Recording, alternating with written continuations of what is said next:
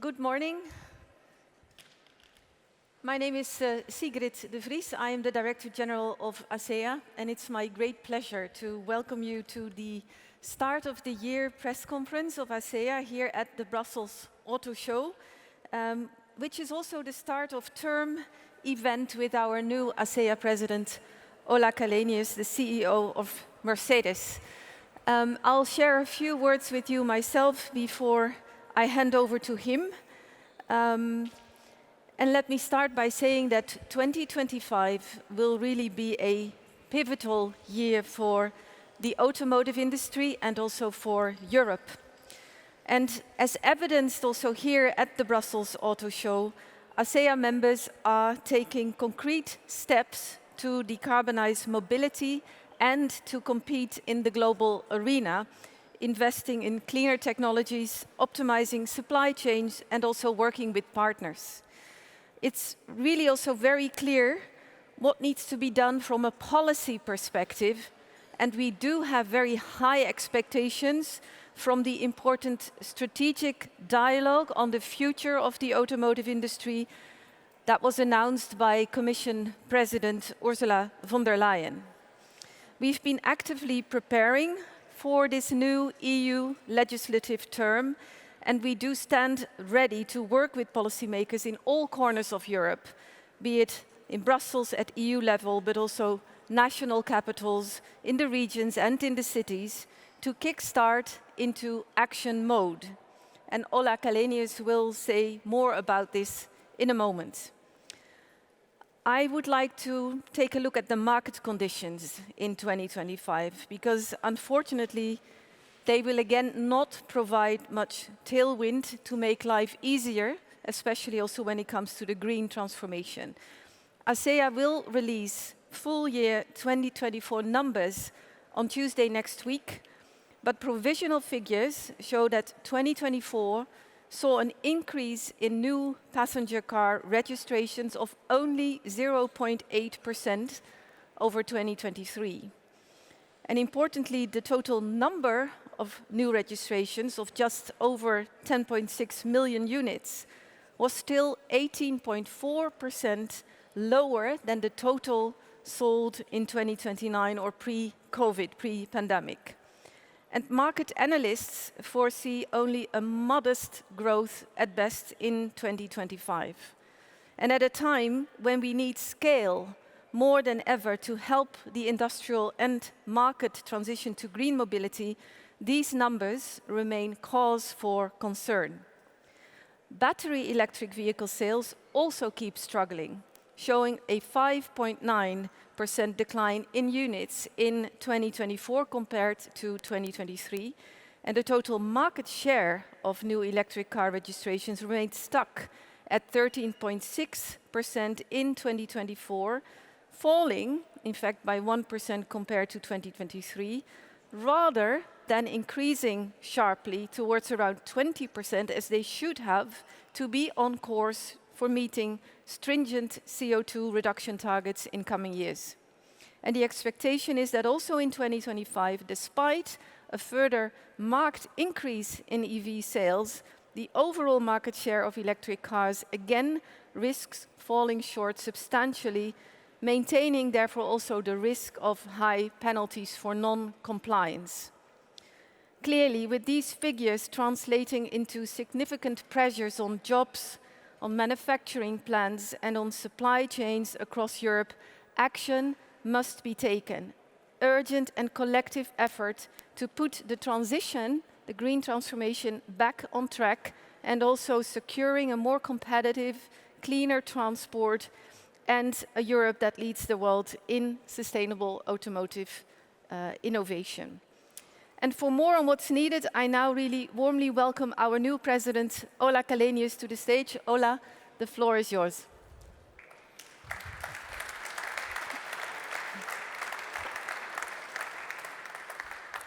Thank you, Sigrid. Good morning, ladies and gentlemen. It's great to see you here for this ACEA press conference at the start of the automotive year here at the Brussels Auto Show. Fantastic auto show.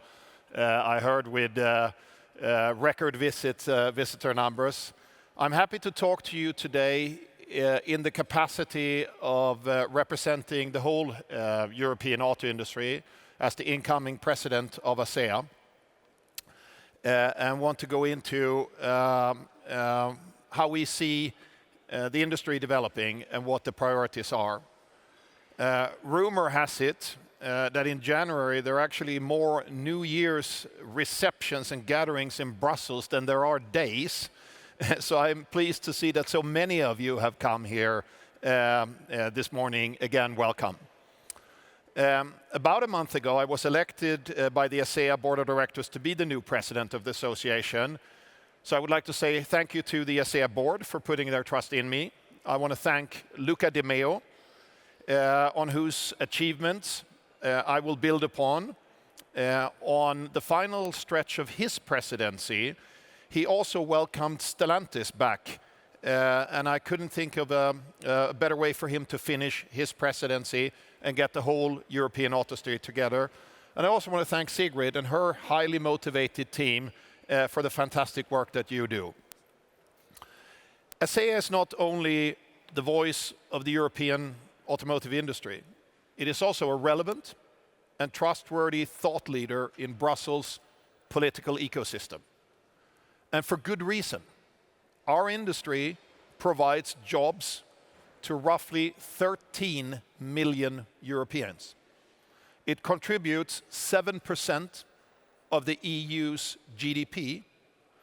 It generates about a third of Europe's private R&D expenditures. And it brings in well over 390 billion euros in government revenue. Hence, it's fair to say our concerns and interests matter. They have consequences for millions of hardworking people, as well as the economic strength of Europe. They're all the more important as our industry is undergoing an unprecedented transformation in a challenging geopolitical and macroeconomic environment. The good thing is our industry is resilient, and our products are among the best in the world. Nevertheless, Europe and its economy are in need of a reality check. Thanks to the Draghi report, we all know what this reality check should entail. His report underlines the urgency of substantial reforms to the EU. To quote Mr. Draghi, that I had an opportunity to sit down with before Christmas and discuss his report, he said, without action, we will either have to compromise our welfare, our environment, or our freedom. So what we need is action. Action when it comes to making the decarbonization of our industry more market-based. Action when it comes to improving the regulatory framework for European industries as a whole. And action when it comes to promoting new approaches to creating worldwide and mutually beneficial trade relations.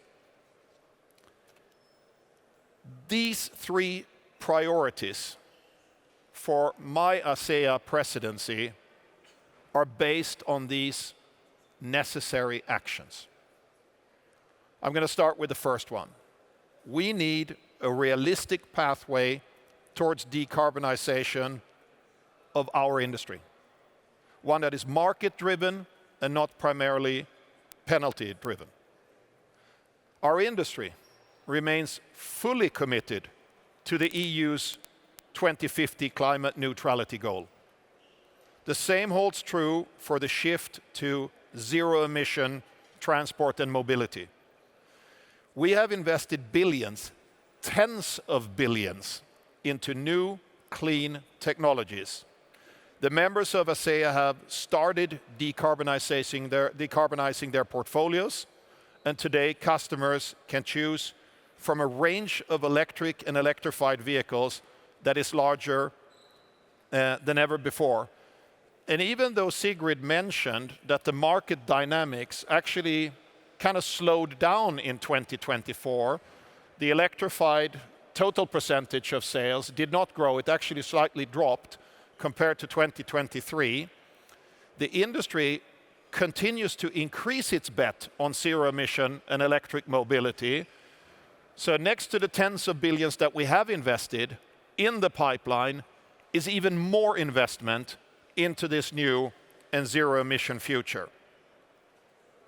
However, with those market realities, the European Green Deal must be realigned to make it more flexible and to turn decarbonization of the automotive industry into a green and profitable business model. The decarbonization strategy for the automotive sector must create economic growth and competitiveness, not curb it. For zero-emission mobility to flourish, the ecosystem as a whole must become more attractive to customers. For instance, promoting the purchase and use of electrified vehicles with fiscal and non-fiscal incentives would certainly help. We also need to revise the current penalties-based regulations. We need a clear idea from the European Commission regarding CO2 targets for cars and vans in 2025 and the following years, especially 2025, from a backdrop of the market conditions that are different than most observers in industry and politics thought they would be 5 years ago. So the automotive industry needs to know how to mitigate the risk of a potential significant non-compliance. We're in a critical phase of the transformation. The risk of paying heavy penalties for not meeting CO2 targets would severely hamper our competitiveness and would divert necessary funds from R&D and other investments.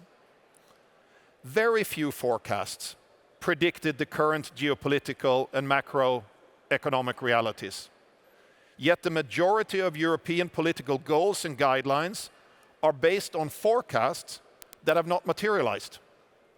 That's why these goals and guidelines must now be adapted to a changed reality. Beyond the 2025 compliance issue for light-duty vehicles, a comprehensive review of the CO2 regulations for both light and heavy-duty vehicles is necessary with regard to the roadmap towards 2030 and 2035. This review should outline how to develop the necessary framework conditions to enable the transition to zero-emission mobility and at the same time improve our industry's long-term competitiveness. Besides the necessary political support, we also need more cross-sectoral cooperation to achieve this. We must bring energy providers, grid operators, and telecommunication and IT companies on board, just to name a few. My second priority is I'm advocating for a regulatory framework that enhances the competitiveness of European industries. It's not enough to simply revise the European Green Deal. It must go hand in hand with a holistic industrial strategy that will help European industries, all European industries, sharpen their competitive edges. The Draghi report lays out a clear roadmap on how to improve the overall competitiveness of the entire EU. Now it's all about ensuring that these suggestions will be turned into decisions and reforms. Therefore, we urge European leaders to take a series of coordinated actions. Foremost, do what is necessary to complete the European single market, including the Capital Markets Union. It's also important to simplify the regulatory calendar by grouping, for instance, automotive regulations into batches, ensuring that new regulatory requirements only apply to new and not to existing type approvals, and establishing a task force to assess regulatory consistency and effectiveness. Fortunately, we can feel a growing awareness of the economy's needs. The pledge to truly reduce the EU's overregulation is a positive sign.